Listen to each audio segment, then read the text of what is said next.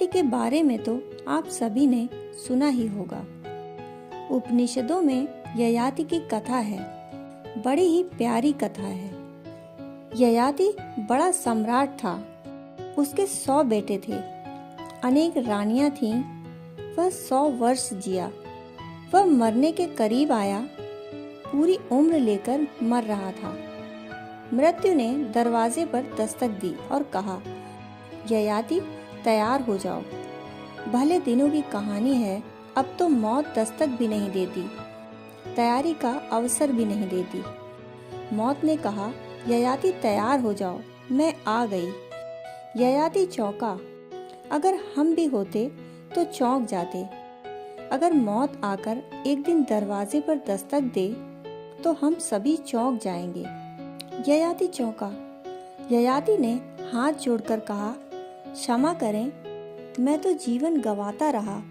100 वर्ष ऐसे ही बीत गए, पता ही न चले। मैंने तो इतने दिन व्यर्थ में गंवा दिए। नहीं नहीं, तुम मुझे मत ले जाओ, एक अवसर मुझे और दो। यह भूल दोबारा ना होगी। करने योग्य कुछ तो कर लूं। किस मुंह से परमात्मा के सामने खड़ा होऊंगा? क्या जवाब दूंगा उन्हें? बहुत पुरानी कहानी है। मौत को दया आ गई। मौत ने कहा, ठीक है, लेकिन किसी को तो मुझे ले जाना ही होगा। तुम्हारा कोई बेटा जाने को राजी है? ययाति के 100 बेटे थे। ययाति ने अपने बेटों की तरफ देखा। ययाति 100 साल का था। उसका कोई बेटा 80 साल का था, कोई 70 साल का था। वे भी बूढ़े होने के करीब थे, परंतु 80 साल के बेटे ने भी नजरें नीची कर ली। सबसे छोटा बेटा उठकर खड़ा हो गया। वह अभी जवान था, 17-18 साल का रहा होगा। उसने मौत से कहा, तुम मुझे ले चलो। मौत को उस पर दया आ गई। मौत ने कहा, तेरे बहुत से बड़े भाई हैं, वे कोई राजी नहीं होते, तू क्यों जाता है?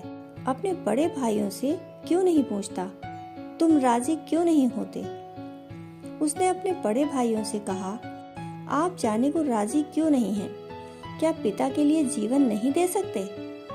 बड़े भाइयों ने कहा, जब पिता 100 साल का होकर जाने को राजी नहीं है, तो हम तो अभी केवल 80 साल के हैं या 70 साल के हैं। अभी तो हमें जीने को काफी दिन पड़े हैं। जिस तरह पिता को जो करना था वो नहीं कर पाया, हम भी कहाँ कर पाए हैं। पिता को तो 100 वर्ष मिले थे, वे नहीं कर पाए। हमें तो अभी 80 वर्ष ही हुए हैं। अभी 20 वर्ष और कायम हैं। अभी हम कुछ कर लेंगे। अंततः पुनः छोटे बेटे ने कहा, आप मुझे ले चलें। मौत ने कहा, तू मुझे पागल मालूम होता है। तू तो अभी जवान है, अभी तूने कुछ भी नहीं देखा। उसने कहा, जब 100 वर्ष में मेरे पिता कुछ न देख पाए, तो मैं भी क्या देख पाऊंगा। 80 वर्ष में मेरे भाई नहीं देख पाए, 70 वर्ष में मेरे भाई नहीं देख पाए। पिता 100 वर्ष में भी मांग कर रहे हैं कि जीवन और चाहिए। इतना ही पर्याप्त है मुझे कुछ दिखाने को कि यहाँ दिन सोए सोए बीत जाते हैं। तुम मुझे ले ही चलो। मेरा जीवन मेरे पिता के काम आ जाए तो भी सार्थक उपयोग हुआ। मैं निरर्थक नहीं गंवाना चाहता। यह कम से कम कुछ सार्थक उपयोग है कि मैं पिता के काम आ गया। इतनी तो सांत्वना रहेगी, संतोष रहेगा। 100 वर्ष बीत गए, मौत आई और फिर वही की वही बात। ययाति पुनः रोने लगा।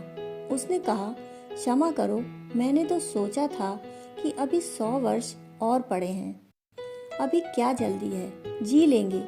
फिर मैं पुराने ही धंधों में लग गया। अभी तो 100 वर्ष थे, बहुत लंबा समय था, वे भी गुजर गए। कब गुजर गए पता न चला, कैसे गुजर गए पता न चला। मुझे क्षमा करो, एक अवसर और दे दो। कहते हैं मौत ने बार बार अवसर दिया। इस प्रकार 1000 साल ययाति जिया और जब 11वें साल में मरा तब भी रोता हुआ ही मरा। परंतु जितनी आसानी से ययाति की कहानी में मौत छोड़ देती है, वैसा नहीं होता। मौत तो ले जाएगी और दोबारा अवसर नहीं मिलेगा। वह तो कहानी है, प्रतीक है। कहानी एक सुंदर घटना है। यह उतना ही देती है जितना हम ले जा सकते हैं।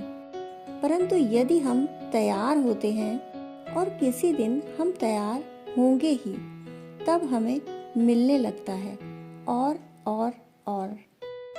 ययाति तो भूल जाता था हर अवसर के बाद। स्वभावतः हम भी भूल जाते हैं। जगना हो तो हमें अभी जगना होगा। कल पर टालने से कुछ न होगा। टालने में ही आदमी भूला है, भटका है। यदि हमने स्थगित किया तो हम चूके। कल का कोई भरोसा है? कल कभी आया है? कल कभी आता है? कल उसका नाम है जो कभी नहीं आता। दोस्तों, कहानी सुनने के लिए आपका बहुत बहुत आभार।